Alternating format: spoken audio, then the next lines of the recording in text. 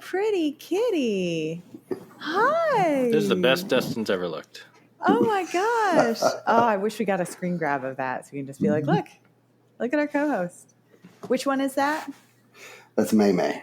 Dustin, bring her back. Bring her back. Bring her back.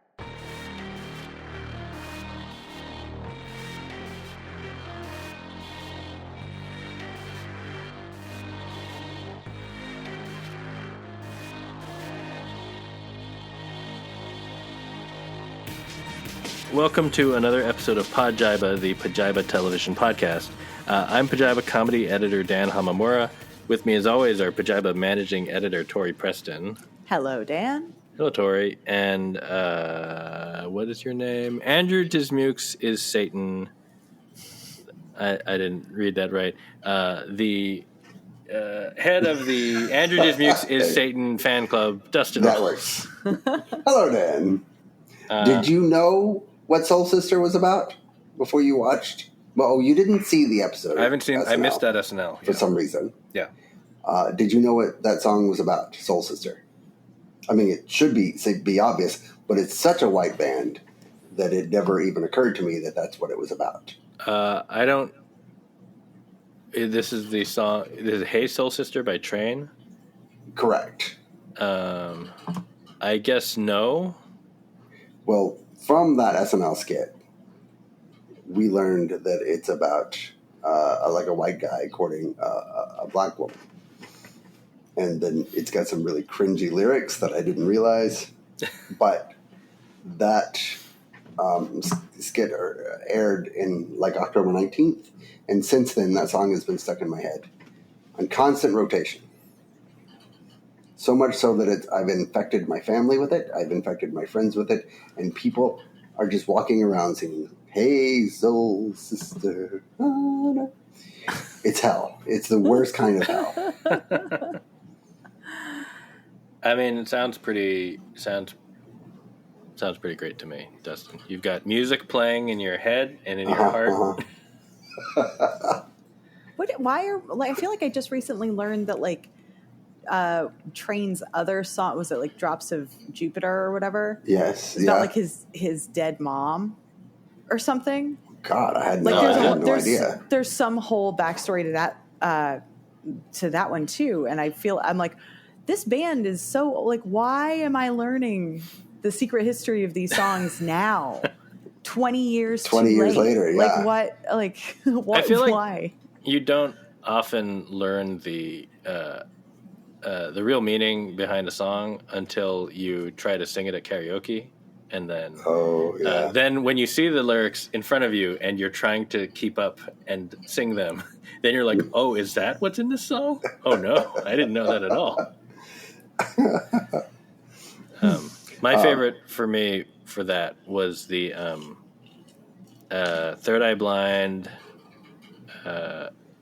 Semi-Charmed Life, where there's a bridge where they talk about like doing cocaine and stuff, and I'm like, this wasn't like, I listened to a song when I was like 15. I had no idea what cocaine. I mean, I knew powder or something, but I'm like, why is this a song that everyone was into in '96? Anyway. I mean, I think we know. Yeah, we know now. While I was hiking in Acadia, there was a brief moment where Drops of Jupiter got stuck in my head, and I was so thankful to have a different song, but then it morphed right back into Soul Sister. Oh my God. And that's why I hate Andrew Dismukes. That makes sense. Andrew Dismukes, who has become so integral to the cast that you no longer call him random white guy. Correct. He's become the Beck Bennett of this cast. And I've begrudgingly grown to respect him. Beck Bennett is great. Yeah. Yeah, he was great. And he was like, you need a douchey white guy and Mikey Day, he's okay at it, but Dismukes is really the heart and soul of the douchey white guy. Yeah.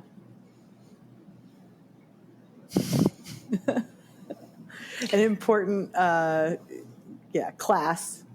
I mean, you need one in SNL because like the white guy is often sort of like the antagonist.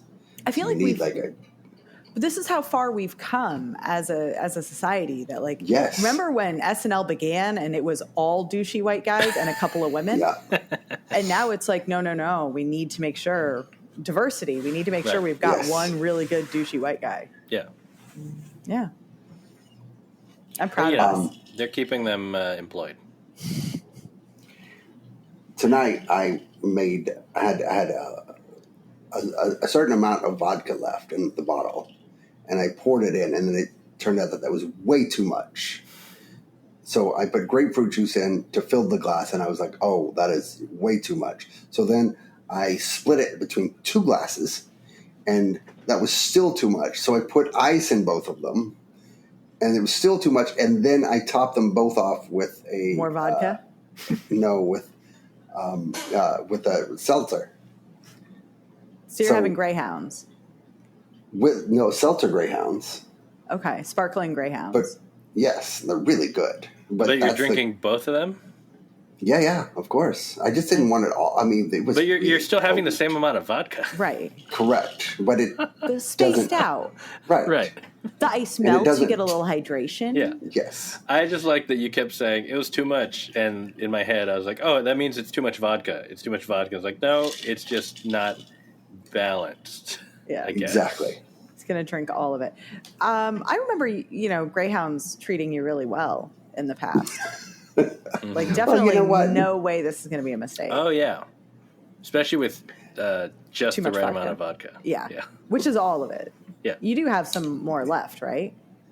I mean, no, that's what I'm saying. I finished the bottle here, and it just turned out there was a lot more left at the bottom of the bottle. And anyway, that's what I'm drinking. Bottle today? No, I did not. All right. Tori, what are you drinking? So I'm having a raspberry sour framboise, but it's so it's the Stone Corral, the brewery that makes the blackberry bramble sour that I like. I saw that they had this one, and I was like, well, I want to try it, and it is pretty good. I don't know which one I like better, but it does taste like it tastes almost like a lambic. Like it's satisfying. Mm-hmm. Love a lambic. Yep. Very nice. As for me, a new bottle has appeared in the magical liquor cabinet. It is Redwood Empire. I've never heard of it. It is a... Was that a man with a peacock head? I think it's Leaves. Oh. It's from like Northern California. Somehow it is a bourbon from Northern California, which made me look it up. Apparently, bourbon does not have to be from Kentucky. It's just a style of whiskey. Yeah. So, I thought it was a champagne thing. But in any event, it is not bad. I don't know. It's a little sweeter than what I normally drink, I feel like. But, I mean, bourbon tends to be sweeter because of all the corn. But yeah. But I don't know. It's fine. It's drinkable. So bourbon has corn and other things have barley? One of the defining principles of bourbon, I think it's the type of oak cask is one thing, and that which I'm blanking on, and then the other is it has to be at least 51% corn or corn mash. Yeah. So otherwise, it'll be some other kind of whiskey. I see. I had no idea. But anyway, it's not bad. It's in my Dustin Sheets mug, so which so it's official. It's official, which is good because we're going to see how Dustin's going to cheat this week at the Untitled. There's going to be lots Dustin of quiz. accusations of cheating this week. I feel it. But look, it was a weird week. There was an election. There was? Yes, some of you may have heard about it. There wasn't as much television news as usual, so I had to do some improvisation. That's the vodka talk. I'm still in the first one. By improvisation, do you mean invent things whole cloth or break your own rules? I think you'll see the sort of things. So, do you remember who was a guest on Seth Meyers in June of 2022? Like Let's just begin, and then we'll see how it goes. Some of it is very familiar. Okay. All right. We're going to start with Tori. Tori, okay. I've questioned you about this series before, but Sarah Paulson described what co-star of the Ryan Murphy legal drama All's Fair as wonderful and incredibly present. She's fun. She's game. She's alive to the moment. She's great. All's Fair. Yes. Sarah Paulson, Ryan Murphy. There was a show called All's Fair. When did that show come out? It's coming out. It's not out yet. It hasn't come out yet. They're making it. But there is a woman in it that Sarah Paulson thinks is great. Yes. She's alive to the moment. Oh, Kim Kardashian. That's right. It took me a second. Announcer Kirk Herbstreit said that calling Thursday night NFL game was challenging and thanked the extraordinary people behind the scenes for the love and kindness to help me get through it after the death of Ben, who died of cancer. Who is Ben to Kirk Herbstreit? His dog. That is right. His golden retriever. Number 3, are the Sorry, I figured you wouldn't sit there and make fun of like somebody's dead father or something. But a dog is fair game, according to Dustin. Yeah. Well, dead dog is A-okay. Yeah. Dustin rolls. The original version of that question was much worse. But I was like, no, I'm not going to go there.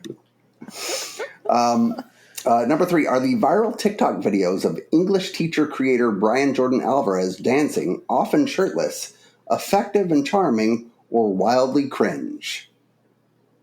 This is a personal opinion? That is the question. I just have to say whether it's...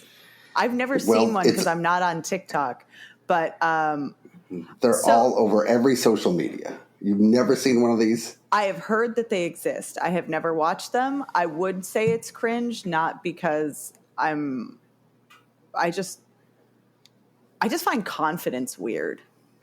Off-putting. I'll give it to you. Okay. The answer is charming. A little bit of both, but mostly cringe. Okay, thank you. Right. On the Netflix charts this week, Love is Blind narrowly beat out what drama set in North Carolina about teens searching for lost treasure? Outer Banks? Yes. Wow. Oh. Tori's killing it again. I literally did not know what Outer Banks was about. I did not until I wrote that question. I was like, there's treasure? I kind of thought it was like, I don't know, Lord of the Flies. I thought it was like murder, yeah. Yeah. Oh, I thought it was just like teen surfing. Oh. But no. I think there's some surfing involved. But they look for lost treasure. Answer this question, for which Jeopardy was amusingly criticized this week. Are You Smarter Than a Celebrity is hosted by this man, who's maybe more famous as a BF than as a 3-time Super Bowl champ.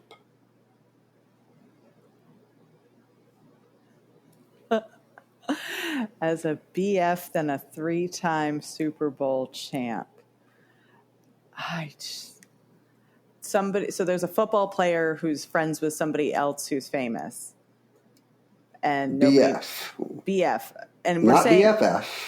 Just regular best friend, not best. Well, it's not best friend. Oh, boyfriend? Yes. Oh, Travis Kelce. Incorrect. Who is Travis Kelce? You forgot to phrase it. You son of a bitch. You son of a bitch. Wow. I'm not on Jeopardy. What? Dustin is cheating. I asked you. Dustin, I asked you. First of all, Dustin specifically asked you a Jeopardy question. No, but I thought you were saying it was on Jeopardy and that you were punting it to me. I didn't know you meant like I had to pretend I was on Jeopardy. I mean, I literally asked who is Travis Kelce this is in Dustin's life. Cheating. Dustin's cheating rears his ugly head again after also explaining what BF means, by the way. I thought it meant seriously. Friend. Best friend, not boyfriend? I thought it was going to be Balfour. I think BFF is best friend. Number 6, Prime Video's Citadel has 2 spinoffs. Name one.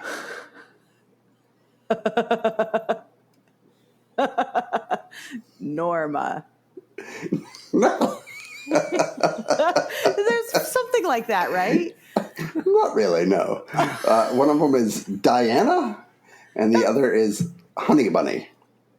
It's basically Norma. Norma's Come closer on. than I actually was expecting. Yeah. Number 7. What disgraced former CNN news host, who now works on another network, was the first news anchor to call the race for Donald Trump this week?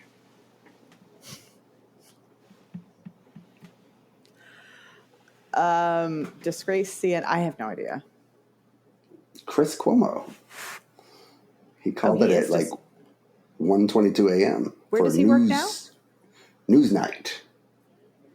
Oh. Which is not Newsnight Newsmax. Newsnight is the fake show in HBO.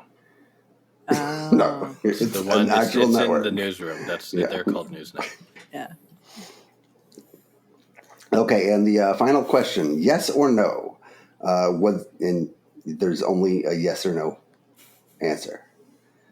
Was this week's SNL cold open effective? Oh. Personally, no. But I know that you're looking for the answer yes. So do you want my honest opinion or do you want me to pander? I just want you to give me the correct answer. Yes, Dustin. Bill Burr nailed it.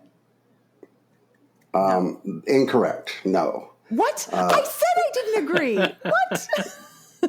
The sarcasm directed at Trump and Elon Musk didn't quite land, according to the AV Club, because without the mask of an impression-driven sketch, it's easier to think about how, hey, this actually did some real-life groveling toward both of these guys when they appeared as welcome guests. Oh, we meant the cold open, not the... Oh, yeah. Well... Sorry, I was thinking about Bill Burr's monologue. Yeah, I guess it didn't. I don't know. I actually thought it was. I thought the cold open was fine. Effective You thought for it was what? fine? Yeah. Yeah, I would say it was effective. I would have said it was effective, but I'm no AV Club reviewer. Sorry, I was totally giving you an answer for the monologue. The wrong thing. I definitely the wrong part. That's okay, because I had an answer for yes or no. So you would have been wrong either way. And that is the cheating I was expecting. Dustin cheating. Also, Dustin, you really missed an opportunity to quote the Pajiba reviewer of SNL. Right. And that's coming. You really You're going to quote yourself? That's amazing. Well, yeah. Wait till then. Yeah. All right. Are we going to have a week where we just have to actually answer questions about coverage from Pajiba? Maybe. That'll be like the year-end quiz. Oh, my God. So you definitely missed that question because I've decided it. You missed Chris Cuomo, and that one I'm going to give you Travis Kelce. Thank you. But I don't get Norma? No. If they announce Norma, I retroactively get a point back. They're going to announce it any day. Yeah, I mean, they might. You got 5 out of 8. That's what's okay. Pretty strong. Fine. Pretty strong. Yeah. All right, Dan, are you ready? Sure. Lauren LaFranc is the showrunner on what popular series that was much talked about this week? What? Wait. Oh no, Tori. No. What? No. I can do this. Hold on.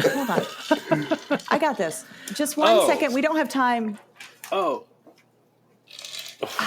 Sorry. That was a really good clue. It was. Hold on. A really good clue. I don't know what that means. The penguin. That's correct. See, now he's going to beat you because he's going to get more questions. No, we're going to tie. I'll only help him out. Okay. Yeah. This week, what chef and host of Barbecue Brawl received the highest percentage raise for any Warner Brothers Discovery talent during this tumultuous time of the company? And that was a direct quote. Barbecue Brawl. Alton Brown. It's Bobby Flay. Oh, all right. I was basically the Bobby same the person. Flay, who isn't he the one who everybody thinks is the dad of January Jones's kid? Yes. I don't know. Okay. So that is right. The most popular post on the site pajiba.com today is about the death of John Dutton, who was played by what actor? Kevin Fitzgerald Costner. That is correct. Dan, Nicole Scherzinger was called out this week for responding to a Russell Brand Instagram post celebrating Donald Trump's victory with a red heart emoji. Should society, A, continue to call out every C-list celebrity that posts an emoji sympathetic to a MAGA personality, or B, focus our time on something more useful? I'm going to have to choose answer C, which is to say that the state of Hawaii disavows all knowledge of Nicole Scherzinger. She did not come from Hawaii, as far as we are aware, regardless of what you hear on the internet. Also, the answer is whichever one we ignore them. We ignore, but except that you're calling her out by disavowing her. No, I'm not calling her out. I'm simply saying that we have no actual records to prove that she is from Hawaii, as she claims. Yeah. He's a birth truther. I'm going to give you that. Look, Hawaii birth certificates are notoriously unreliable. Yeah. You know, I mean, we don't know. Anyone could be from anywhere. You know, you look at them; it's just a piece of paper that they just like wrote some stuff. I've heard about the Hawaii birth certificates. Wait, but I also have some. I take issue with the way you set up that question. Just so you're referring to Russell Brand as a MAGA personality, but he's like British, right? Yes. Is he MAGA? I get that he's like insane, but I thought the whole thing was like it was a Jesus hat, and she misunderstood. I know her excuse was that she misunderstood, or she was just like happy about Jesus. It was a Jesus hat, but he is also a huge Trump supporter now. Yeah, which does fuck all for anyone because he does not live here. Right. But okay, but it's whatever. But that's the thing. It's not that she was just like giving an emoji to like a MAGA guy. She was giving an emoji about a dumb hat. Mm-hmm. And I'm not defending her. I'm saying this entire kerfuffle is even stupider than you're making it sound. And I think that's really fair. I think you could have done it. But I'm just saying what we have done already is devote too much time. Noted to noted non-Hawaii person. Right, correct. Okay. Prime Video is now officially developing what series based on a video game that revolves around Commander Shepard, a human soldier in the 22nd century trying to save humanity from a race of aliens known as the Reapers. 22nd century? Is that what I said? That is what you said. 22nd century. 22nd century. Okay, in that case, it is Mass Effect. Oh, I see. What if it were 26 second? Yeah, I don't know what that is.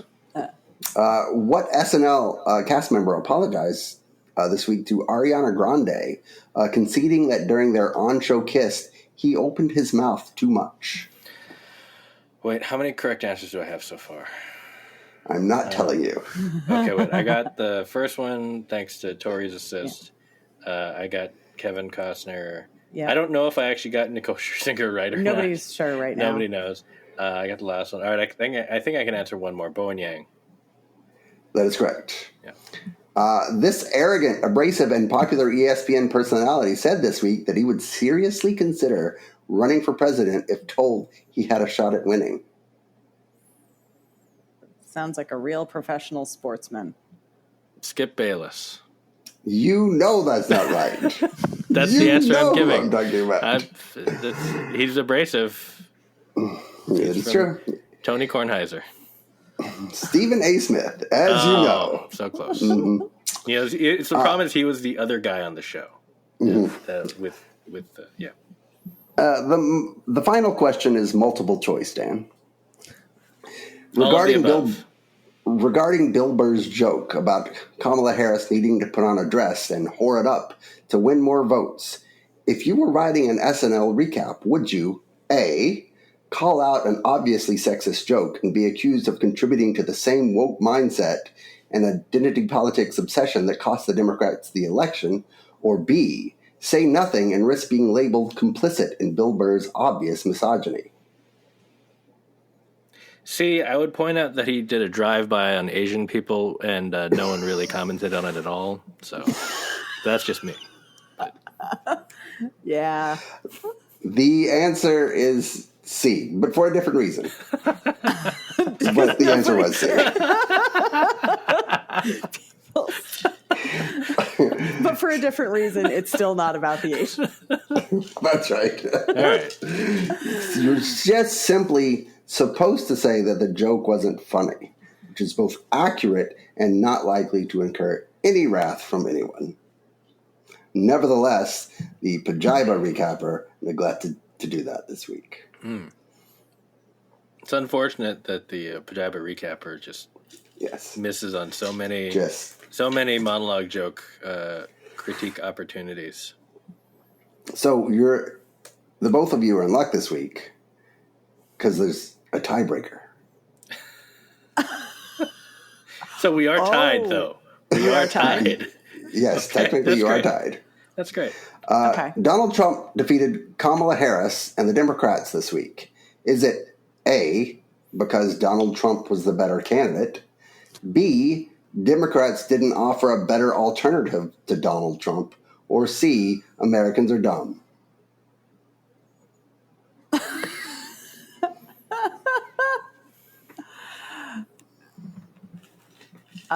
We could just refuse to answer and stay tied. We could also just choose the same answer. I mean, okay, look. A and B are demonstrably false. C, not all of them. Right. Now we're into a But semantics enough. argument. Yeah.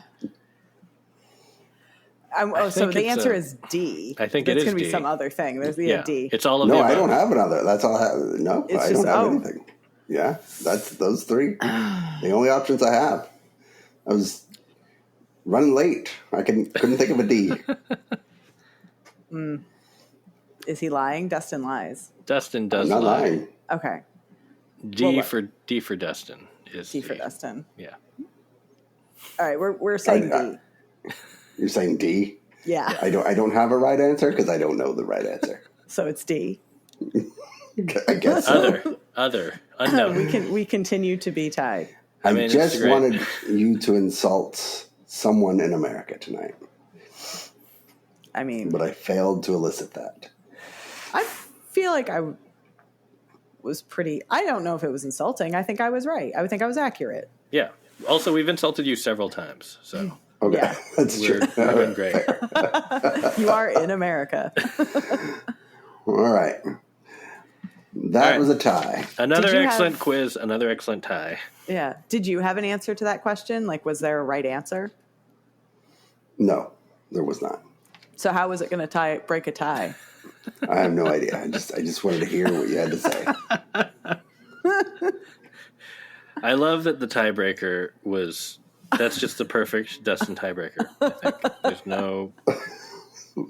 There's no right answer, folks. this quiz continues to delight and surprise every week. Yes. And thank you so much, Dustin, for all the time you Of put into course. it. Seriously, that's not.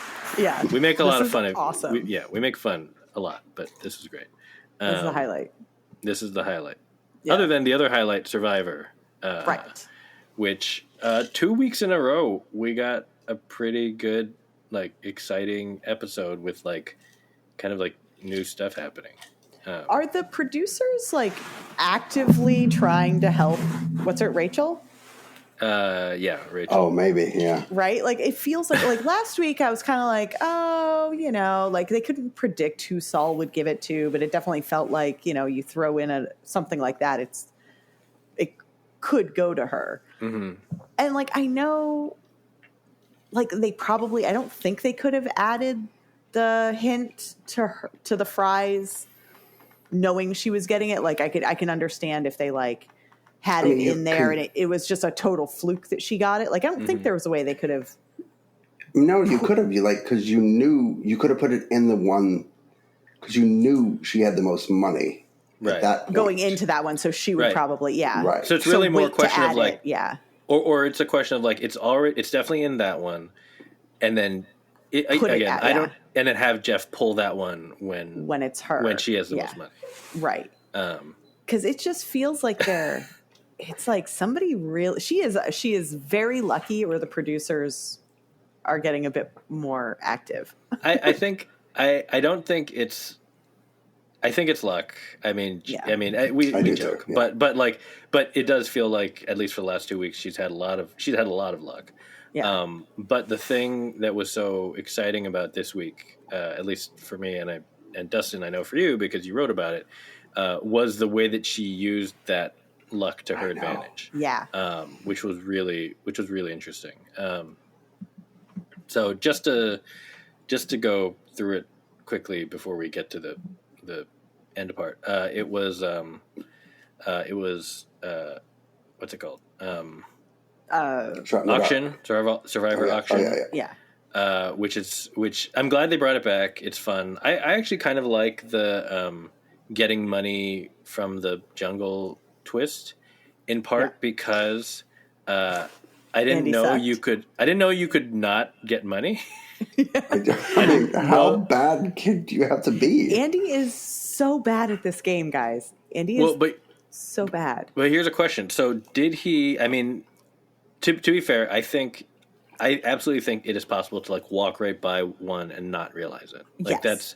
that's definitely plausible. They all did it a bunch of times, I'm sure. Sure. But do you think he decided without, and didn't say it to production, but like, do you think he decided that if I get $0, then I won't lose my vote? Like, and he's just like, forget it. I'm going to pretend. I'm just going to play dumb. And then use it as a sympathy play. Well, not just sympathy, but then didn't get anything. Yeah, but then also that like he's not in danger of losing his vote. Yeah. Do you think that he remembered that wrinkle? Because that was only happened that one season, right? And that was 2 seasons ago. So he would have seen it. I feel like most players by now, you're like know everything. You're studying as much as you can. Yeah, that's fair. That's Except true. for Rome, I hadn't apparently. Yeah, I hadn't considered the idea of Andy doing it intentionally, and I guess he could have. But I also feel like that might be giving him too much credit. I don't know. Also, like there was something that felt very true about him just wandering around, missing all of them. Yeah, or at least it made for some very funny shots. And given that this was his breakout week where he did the diva thing, he would have taken credit for that loudly. That's true. Yeah, loudly. That's fair. Yeah, I don't necessarily believe it myself. I was just thinking, like, is there a way that this could be true? Is that a strategy that someone might employ if they're really just worried about losing their vote? Yeah. And it continues to make him look like not a threat at all. Yeah. Like, but just in a useless way. Right. Anyway, they go to the auction. Obviously, the auction is fun. People get to eat stuff and probably throw up after. You also have a couple of. It was a very long auction this week. It was. They had the grubs. They had the eyeballs. And poor Kyle, who's vegan or vegetarian, had to. Chose. I mean, he got a plate of buffalo wings and he chose to eat them, which I would have too. Like, you need protein, dude. Yeah, but he also seemed like when he was eating it, he was like, "Oh, this is good." Yeah, he was definitely like, for sure. Yeah, he was into it.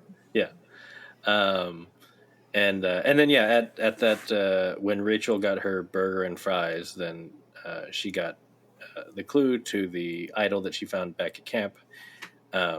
Somehow managed to hide the clue without anyone seeing, including Saul, who's like right next to her. Yeah. And like he was like ogling her fries, like ooh, like leaning over at one point. I was like, I think that Saul and Rachel are cute together, even though they're probably never. They're both married, Dustin. Are they? To other people, just to be clear. That has not stopped a number of married people. That's true. That is true. Although, have we ever seen a married person cheat on Survivor? On Survivor. I think that's a different reality show. Well, there was the one guy that got kicked off for sexual harassment who was married. There was? When was that? It wasn't too long ago. Was that the guy on 39? I didn't watch 39. That sounds about right. Okay. like 5 years ago. Yeah. He was just making several girls very uncomfortable. Although I guess he didn't cheat. Technically, he was just gross. Creepy, Yeah. So coming out of that, Rachel gets her advantage, which leads her to her idol. And then with the immunity challenge, they had one of the grip strength challenges. And Sue won and for the women, and Kyle won again. Kyle for the men. Yeah. So Kyle is definitely putting himself in the spot where the moment he doesn't win immunity, they're probably coming after him. He's screwed. Right. Yeah. But I still think it's interesting that Sue, this is her second, or at least she won. They did women and men's individual immunity, but Sue at this point has basically this is the second time she has, when it's come to an endurance challenge for the women, she has lasted the longest. And I think because the last time it was Kyle still won, but she was the person the last person other than him. She came in second. Right. So I just want to note that because I feel like Dustin tends to blow right by any of Sue's achievements when he's writing about Survivor. I just want to kind of, I know she's not one of your favorites. Yeah, Tori's winner pick, Sue, is also the only winner pick still remaining. And also, she is very, under the radar, becoming a bigger threat. But in a way that no one's seeing right now. No one's sitting here whispering about, Sue being a threat, which I think is interesting. Yeah. I also wonder if, and this is really horrible, but do you think she's done all body, whole body Botox, and that's why she's really good at endurance stuff, because she just kind of can't feel? I mean, I know she's only 45. It's not like she's ancient. Right. Yeah. But, she might have done it for the show, just for the competition. Show. Yeah, she's got some that edge, actually man. makes total sense. She just can't feel anything. Because that was a really hard challenge. And she showed nothing. She is just ice cold. Yeah. But yeah, Kyle also won. So yeah, Kyle is screwed the second he misses an immunity, but he hasn't yet. So good for him. Yeah. He's also the nicest guy. He's kind of, I hope he does, Which also unfortunately works against him. Right. I mean, it's probably, he's got that hunter thing going on, kind of. He's just kind of just too talented and nice. Yeah. Sorry. But Rachel almost, I mean, she was. Yeah, she was close. Yeah. She was close. Yeah. Sue, just barely beat her. Yeah. But the, So knowing that those two are safe, Rachel has her new advantage, and after seeing all of the various everyone trying to come up with plans during the scramble, the shot that stuck in my mind the most was when Sierra and Rachel were talking, and they're like, "It's weird that everyone keeps running around and they're not talking to us that much." It's weird. But then that brings us to Tribal, which is really where things in this episode kind of took off. I mean, in terms of the innovation on display this week. Right. So, Dustin, do you want to tell us what Rachel did? Since you wrote about it? I mean, sure. She had a shot in the dark, which is basically you have a 1 in 6 chance of getting immunity, but in using it, you lose your vote.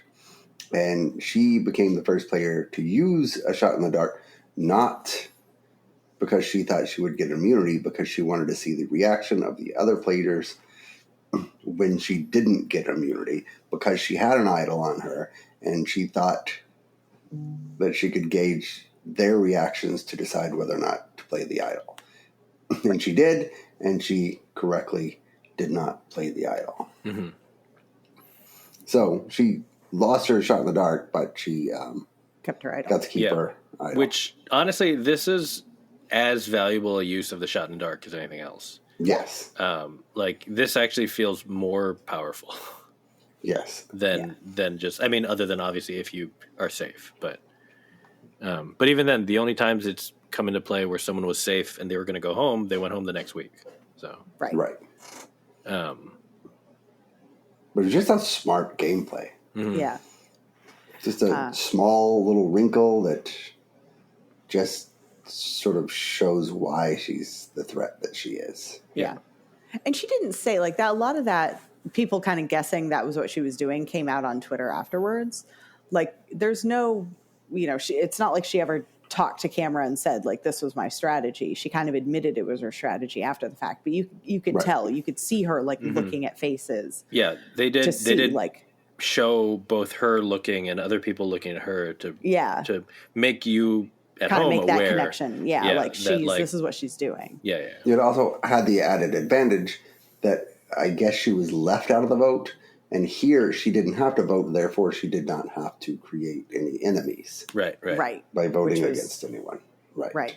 Because what actually was going on was, and Andy, I think, is taking credit for this, although I don't think he's the sole originator of this. Mm-hmm. But basically this week, the tribes decided to kind of go after Sam and Sierra, but nobody could agree on which one to target. So it ended up being a tie, which was kind of interesting. And so I think Andy was was Andy aiming for Sam, but was fine with Sierra, or basically everyone had reasons. Like I think he wanted Sierra to go, right?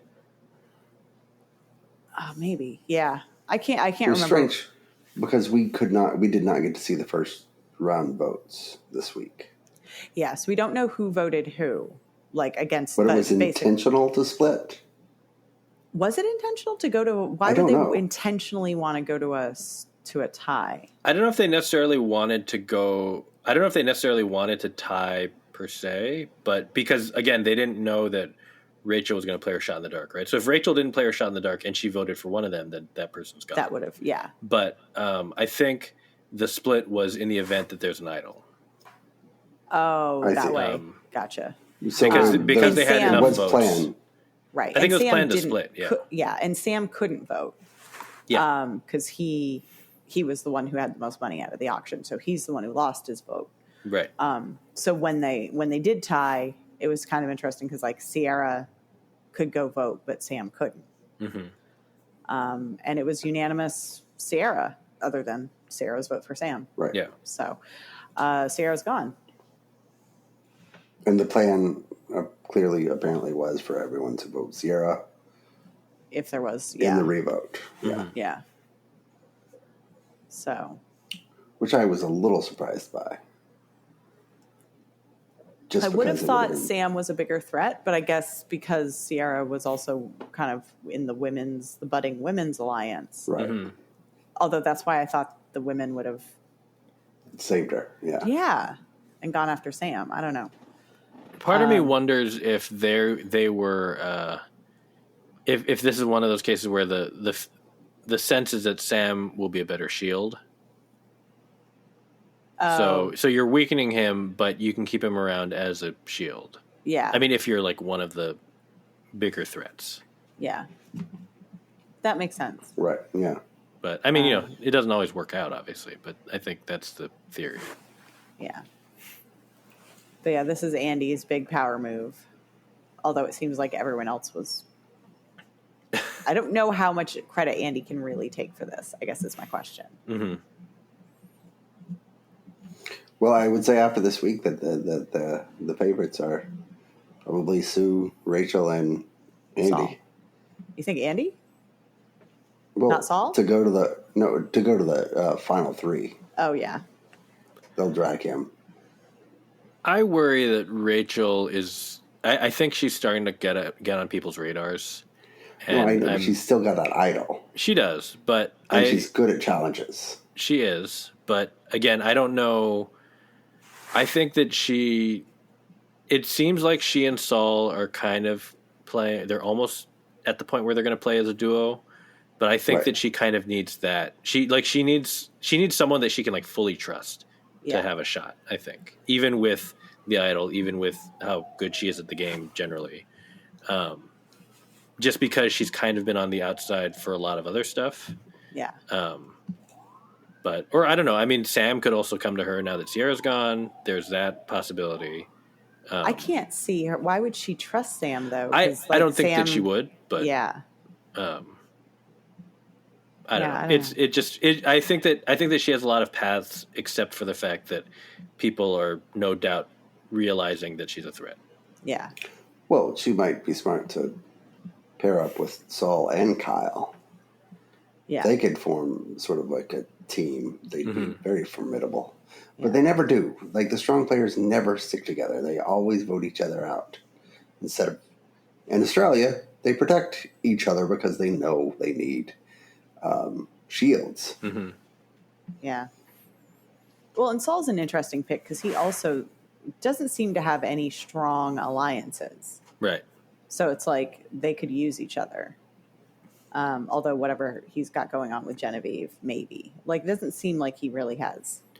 Yeah. At this point, it does feel like, at least to me, that that Rachel might be his best. biggest, his best option. But I like the idea of keeping it secret. Like, nobody knows they're in an alliance. Yeah. It's like, yeah. I think the big question will be, like, if that's the case, if she does go for that, is she going to tell him about her idol next week? Mm-hmm. So, if she does, then it definitely would be kind of like the like that really solidifies it, right? Because she's the only one who knows that he gave her the advantage the previous week. Yeah. So you think Andy is going to make it to the final three? They'll drag him. He seems like the most likely. I actually don't know that he can make it there. I'm really torn because there's a part of me that's like, he's getting so much screen time. I think he's like definitely final three. But on the other hand, I'm like, he's so bad at this. Well, he's so bad at this. I mean, that is sometimes how you end up getting trash. Yeah. I don't know. Sue's doing all right. I think Sue's got a good shot. Although it depends on who she's up against. Mm-hmm. She's not getting enough camera time for me. I feel like, I know it could come later. I know it's not like the winner gets consistent attention throughout, but yeah, I actually don't think she's going to win. But I'm so glad I backed her because I think that she's just weirdly interesting.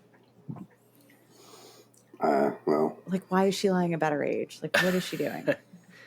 I will say with this season, I think more than most in recent years, I feel like there's pretty much a path for most of the remaining players. Like, the only one I don't really see is Andy, but everyone else I can kind of see. Like, some of them, it might be reliant on them making at least one big move.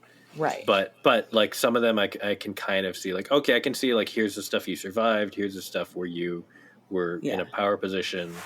I don't, it's interesting versus like a lot of seasons where it feels like there are kind of like 2 or 3 people who really have a shot. And like, that's only if they don't get themselves eliminated at like 6. Right. But I don't know. It's been a fun season. Yeah. It has. We'll see what happens on Wednesday. I mean, Today. They killed off Kevin Costner on Yellowstone, and they like crumpled up his body in like boxers and an undershirt, and like he had like puny arms, and he was like on the bathroom floor, and it wasn't actually Kevin Costner in the shot. I was going to say that was the last shot of Kevin Costner in the show, which seemed like a real fuck you. How Kevin did he Costner. Die? Was it just like he just had a heart attack? Like, did they just? No, they officially it's a suicide, but actually one of his son's girlfriends killed him. Oh. Yeah. But it was just the image of like this quiet, shriveled, strong cowboy, like lying on the floor in his boxers. That you're like, Taylor Sheridan's being a real dick here. Yeah, but like Kevin Costner was a real dick too. So yeah, and it's Taylor Sheridan's show. So fuck you, Kevin Costner. Yeah, we'll get the worst body double. Yes, exactly. And that's all I have to contribute this week. Well, thank you for your service. Yeah. Thank you. I can contribute a month-old show that I just finished. Yes. Oh, wait, no. Actually, I have one other thing I can contribute after that if we need it. Okay. All right, the first one, Culinary Class Wars. I've talked about it before, but Netflix Korean competition show. It's like Physical 100, but for cooking. Fine. It took a while just to get to the end for me, just because of schedule and delays and watching other stuff. But it's definitely worth it if you haven't seen it yet, or if you haven't finished it yet. It's worth it to get to the end. Just the challenges are pretty unique. It's just fun all in all. Like, and it's kind of nuts to see. Again, much like Physical 100, you start with 100 people, and you're like, even if like you like, for people who watch Top Chef or Iron Chef or like other American shows, you might recognize Ed Lee, who was on Top Chef. He cooks in Kentucky now, and he was on this show, but as like kind of the one American. I mean, there are a couple others, but he was like the one, like really like this. Look at this American like fancy chef, and so like you go into this with 100 Korean people you don't know, and then by the end you definitely have your favorites that you're like rooting for. So it's worth it, and it makes me even more convinced that there needs to be a Korean competition super show where you combine Physical 100, Culinary Class Wars, Devil's Plan, which is like mind games and like board game type, like that kind of stuff, and the comedy one, which is Comedy Royale or Comedy Revenge, which was season 2. But you combine them, you have teams from each discipline. And so it's like a team where like they have to cook this round, but it's only one chef and the others are like a strong guy, a comedian, and a brainiac. That would be amazing. I think that would be super fun and very silly, and I would watch 100 seasons of it. So you should pitch that to Netflix. Give it to me. Yeah. Give it to me. It sounds like a lot of work, so I will just watch it. But Netflix can take this idea. Yeah. My other Netflix thing, real quick. Love Village is back. The hit Japanese show. It's like The Golden Bachelor, but much better. It's a bunch of people who are... The age range is, I think, 35 to 60 or 65, something like that. But, like, they're all single. A lot of them are divorced. They're brought into this house. And, you know, they're trying to pair up. Like, the goal is to meet someone and, like, leave. Yeah. But they're also fixing up the house, like, while they're there. Like, that's their task, is they have to, like, also fix this old house. So they're doing like renovation while also going through the drama of a dating show. Oh my gosh! Are they any good? I love that. It's hard to say, but I mean, I don't know. It looks nice. I don't know how much they're doing, but yeah.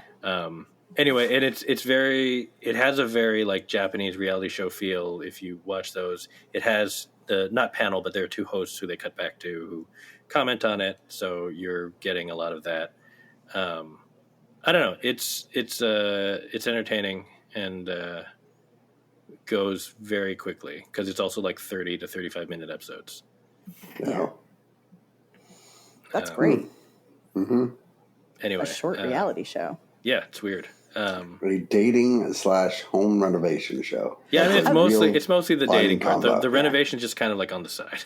Because I'm thinking about those, like, you know, like Instagram influencers or TikTok. I would imagine they're on TikTok. I don't know, but the people who like are always showing like, this is how I like renovated or like flip this bureau to like sell for more money, or this is like how I transformed my entryway with like hidden closet. Like, like home renovation is a whole influencer thing. Like, it would be kind of funny to get a bunch of those people together and be like, date and fix this house. Yeah. And they like argue about like weird DIY hacks to like, I don't know. Anyway, we're coming up with great TV show ideas today. So yeah. But Tori is here to talk about possibly the greatest TV show idea. Oh my God, the greatest Dr. TV Odyssey. show idea. So, also the greatest single episode of television in a long time. So, I need to like the end of the episode is that, remember how Dr. Odyssey seemed to be set up as as like a love triangle? So there was Dr. Odyssey, who is, Joshua Jackson, and he's got the two nurses, and like everyone's got crushes on each other, and it was very much like this back and forth love triangle. So this week they had a three-way. They just had a threesome. And in episode 6. In episode 6. So we are done with the love triangle because they've just loved each other together. That is not what is insane, though, to really understand. Because that was just like, again, it's network television. They just start making out on a couch. Like, that's not really what made it interesting. What made it interesting is that how we got to this point. So I need to back that train up for a second. So this week's episode, as the show has themes, the theme this week was weddings. So the boat was rented out for a wedding. And there's like a bridezilla and like a momzilla, and like everything's kind of crazy. And the groom is miserable. Groom is absolutely miserable.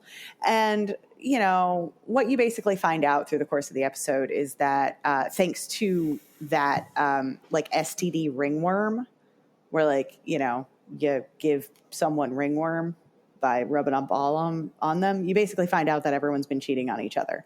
And specifically that the groom is a sex addict. So he's like super depressed, sex addict. He's been cheating, but like so's his fiance. Like everyone's been having sex with each other. It's like horrible. And you think like, okay, they got to the bottom of it. Like, all right, this is fine. And then the groom throws himself overboard and no one notices for 8 hours. So it turns into a very special episode about suicide prevention with a PSA at the end of the episode and everything, which was the most awkward cut when you go from the threesome to the, if you were having suicidal thoughts, here's a hotline card. Yeah, real weird. But okay. So groom kills himself. Groom throws himself off the boat. Very solemn. We're doing our best to find him. They talk to the fiance and hear all about her like family drama. I don't know.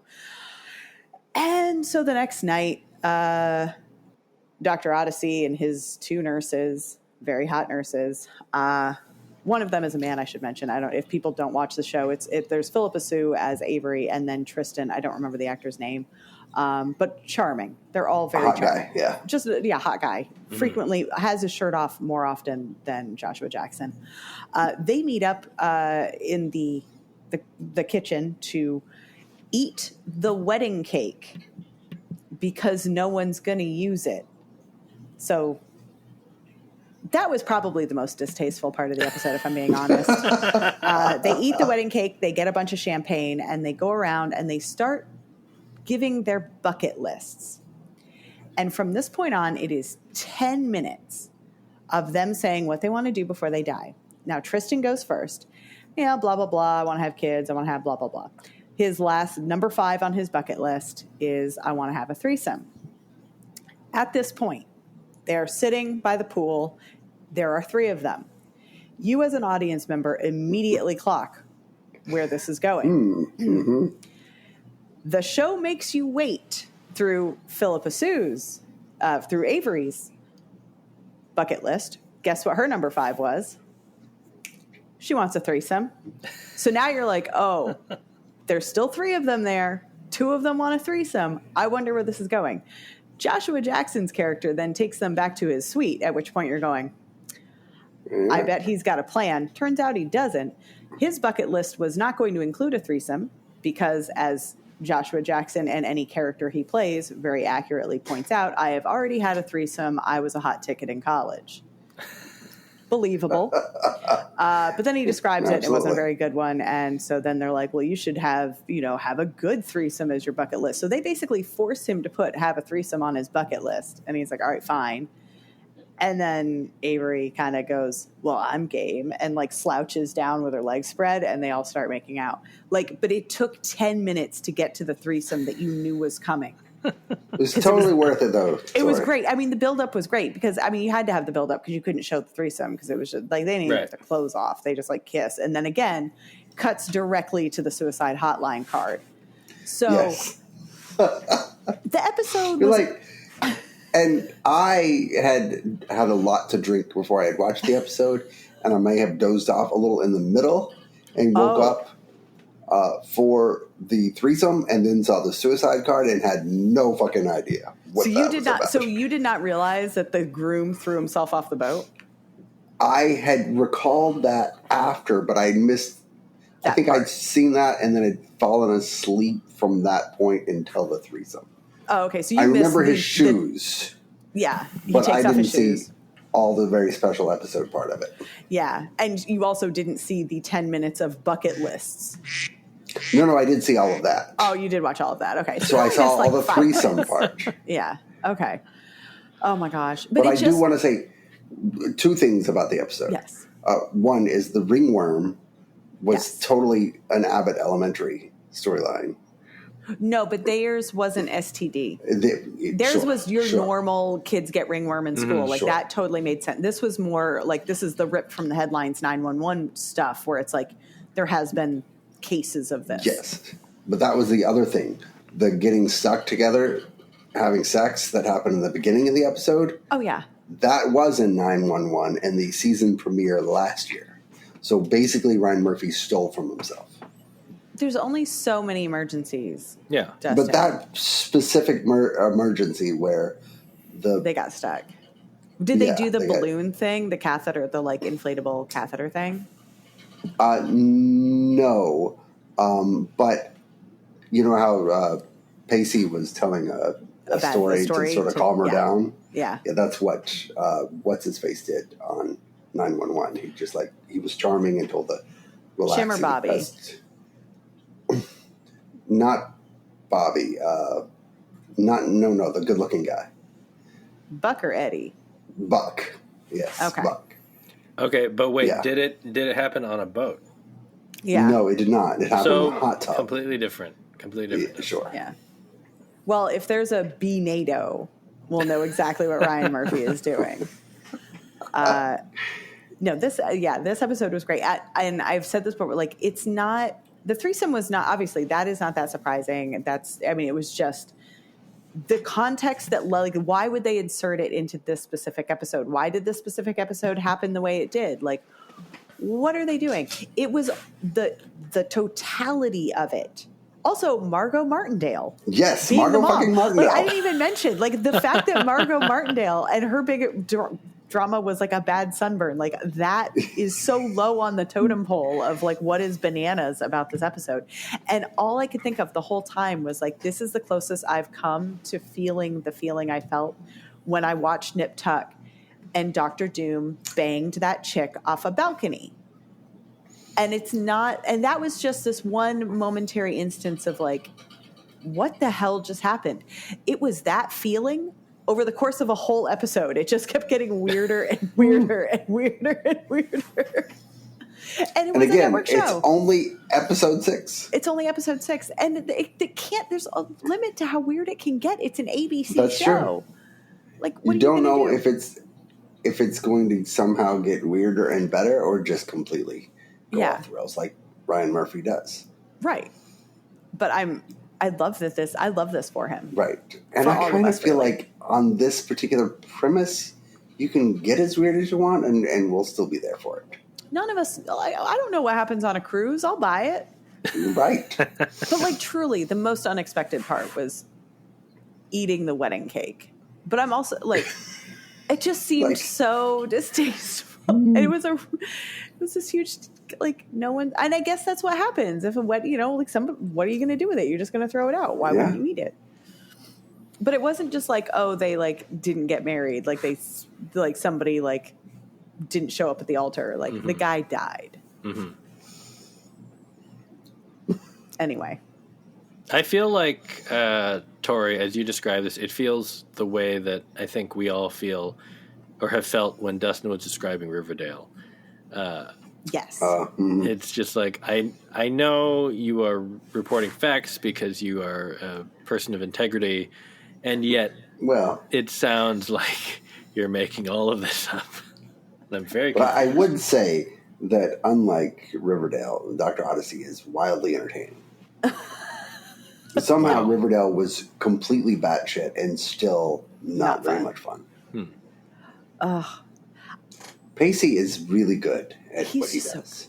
And this is like a vehicle designed for him. It's like weird. Yeah. We don't really care about his character. We don't care about anything. We're just going to coast on the fact that this guy is hot. And everyone knows he's hot.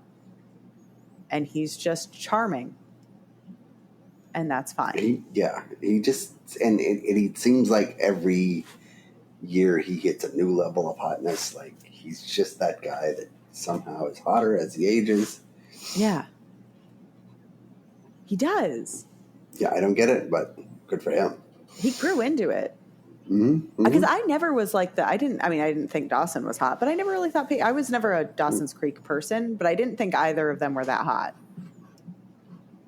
Like that was really the show where I was like, oh, the chicks are gorgeous and the guys are there. And look at them now. Yeah.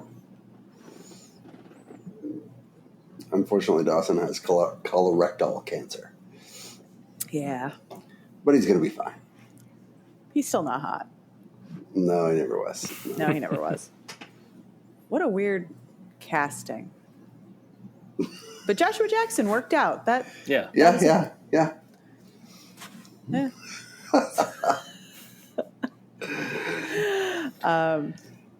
is where you cut it off, Dan. You're like, fuck it, the show's done. No, Tori has more to say. No. All I want to say is please watch Rivals because I need a second season. Everyone watch Rivals. Oh, right. Rivals, which is on Hulu. It's on Hulu. There's a big cliffhanger with David Tennant, and I need to know what happens. Also, it's a big TV week this week, too. Is it? Okay. We got St. Dennis Medical tomorrow. Oh, right. Bad Sisters comes back on Wednesday. Mm-hmm. The Alex Cross series comes out on Thursday. Who plays Alex Cross in it? Aldous Hodge. Oh. Yeah. Okay, yeah. And then a new show from Hulu called Say Nothing. I'm not going to watch any of those.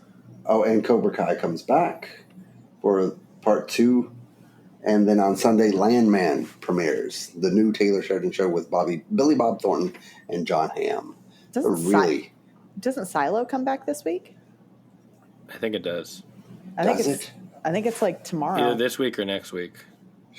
It's not on my list, but damn, it's a crazy time. Yeah. And Penguin ended. Yeah. I keep trying to catch up on it. It's fine. Wait, did you see the backstory? I saw the backstory episode. That was a great episode. Okay. It never gets better than that. Yeah. And then I read spoilers for the ending, so I don't know if I'm going to finish it, which is not a bad thing. Like, I don't mind spoilers. I'm just kind of like, am I going to see it through? I don't know. It's just kind of it's fine. It's fine. Yeah. I think it had peaked with that backstory episode and then kind of like went through the motions after that. Yeah. It's really good performances and like story. The plot's just like, yeah. So. They can't all be Dr. Odyssey. No. They could try harder, though. Shrinking has been fantastic. It really has. Oh, Shrinking has been very good. Very good, yes. Why are we not talking about Shrinking when all of us watch it? I don't know. It's one, other than Survivor, we all actually watch it. Man, and I actually watch it after Survivor. That's like the first thing we do. God, I like every episode. And it's like it's just, I am still amazed by how good the casting Brett Goldstein as the drunk driver is. It's such a, perfect. It is perfect. But not as perfect as Ted McGinley is every single week. Oh my God, yeah, he's amazing. He's amazing. But the way it plays with you as the viewer, because it's like you have all of the baggage of him being Roy Kent and you want to sympathize with him, but you also, I mean, it's interesting because like at this point, we don't really know what's going on with this character and whether what he's put into his life, what he's changed, is he like where he is in his arc as a human being. We know nothing about him other than that he killed Jason Segel's character's wife, and broke up. Like his actions are the impetus for like everything that we've seen on the show, essentially. And he's not been there. And so you watch it and you're like ready for him to hate him, and you know why the characters are all so mad at him. But then it's Brett Goldstein, and you're just right. And you're like, He's really bad, but I could totally see him part of the gang next season. Right. And they're kind of going that way now because what's the best friend? His name? Not the lawyer? Brian Jordan Alvarez, but definitely in the same vein. Whatever the character's name is, Kevin? Yeah. No, I don't know. He is he's clearly like meeting with that guy on the side and talking to him now. So you don't know where that's going to, like, that's obviously going to blow up at some point. It's going to be a whole lot of drama, but it's just, I love the show because so often it feels this warm quilt. That's like this comforting quilt of like people who are funny and witty and all, but it's like a quilt filled with little tiny shards of broken glass. Yeah. There's always something that's about to poke you and it's going to, like, it's coming. Like the end of this week's episode where you got a big shard in the eye. When he got beat up. Yeah. Oh. Anyway, it's okay. Shrinking is a wonderful show. Wonderful show. We all like Shrinking. That's a bombshell. Look at us watching turn of events. We all watching watch two TV shows. All right. Tori and I watched Dr. Odyssey. That's true. Dan, have we convinced you to watch Dr. Odyssey? Are you going to watch last week's episode just cold? I mean, maybe I should just start with last week and see what happens. I mean, honestly, there's you no haven't reason missed not anything. to. Yeah. I'll miss all the 5 episodes of build-up before that, but all the all of Joshua right. Jackson being very charming and talking about his like sexual prowess in a very humble way. All right. Well, we'll see. Find out next week if I've watched Dr. Odyssey. I'm curious as well to know what happened. But we'll be back. We'll be back next week with another episode. Have a good night. Good night, everybody. Good night, everyone. I don't know what Dustin, that was. your good nights are getting more and more elaborate. I don't know I thought he was like thinking about whether he was actually going to sign off. Like maybe I have more to say. I don't know what that was.